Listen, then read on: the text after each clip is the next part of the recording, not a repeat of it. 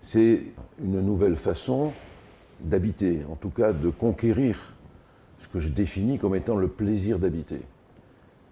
L'architecture, comme disait Vitruve, elle est là pour remplir une fonction, elle est là pour être belle et pour durer. Ce sont trois principes issus de la période romaine que j'ai plaisir toujours à composer.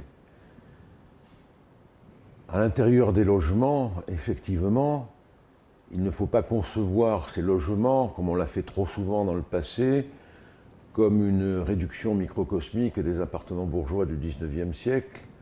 C'est avant toute chose des appartements qui vont être conçus sur des principes d'habitabilité, de plaisir, comme je le disais, de fonctionnalité, mais également de transparence.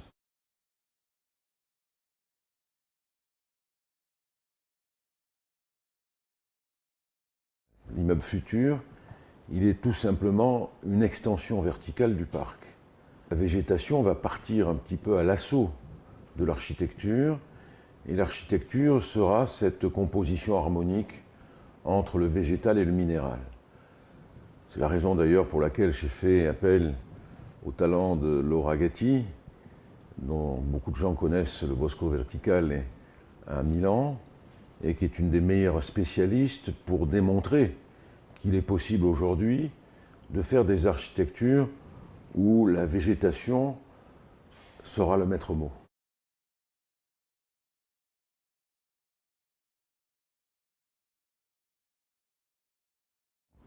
Nostradamus disait que si les pins disparaissaient, Montpellier serait détruite. Donc il y aura sur la partie sommitale des pins parasols pour retracer cette histoire montpelliéraine qui est chère au cœur des Montpelliérains et à moi en particulier.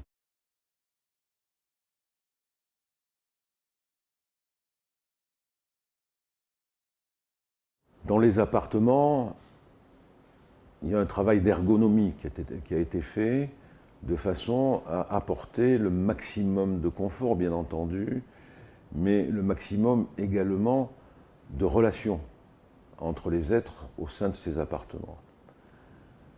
On a des espaces communs, on a ces grandes terrasses qui vont être la continuité de l'appartement, qui vont se connecter avec de grandes jardinières d'où s'élancera la végétation. Donc tout fait pour le plaisir de vivre, le plaisir de la communication, le plaisir de sentir dans les perspectives qui vont être ouvertes tout cet environnement méditerranéen avec des perspectives dans les plus hauts étages jusqu'à la mer.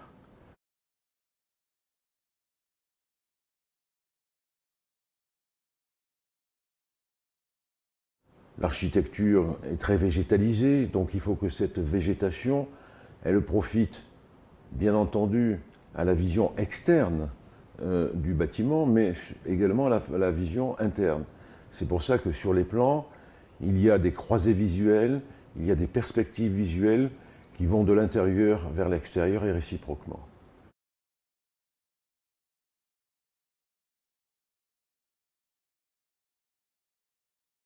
Chaque terrasse sera conçue comme un espace de vie connecté à l'intérieur de l'appartement. Ce qui veut dire que, par exemple, certains appartements auront plusieurs terrasses. Des terrasses en communication avec les chambres, ce qui permet de trouver des espaces d'intimité au sein de la famille, mais également des fractionnements des grandes terrasses pour pouvoir y vivre différents événements à différents moments de la journée. Beaucoup d'appartements ont des doubles orientations, voire pour les très grands des triples orientations, ce qui permettra de jouir d'une façon harmonieuse à la fois de la lumière du matin et de la lumière du soir.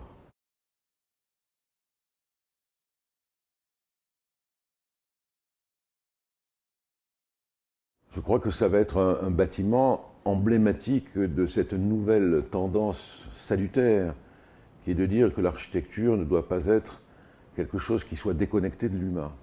Elle doit être au contraire le berceau, je dirais même l'écrin d'un nouveau mode de communication à l'intérieur des appartements.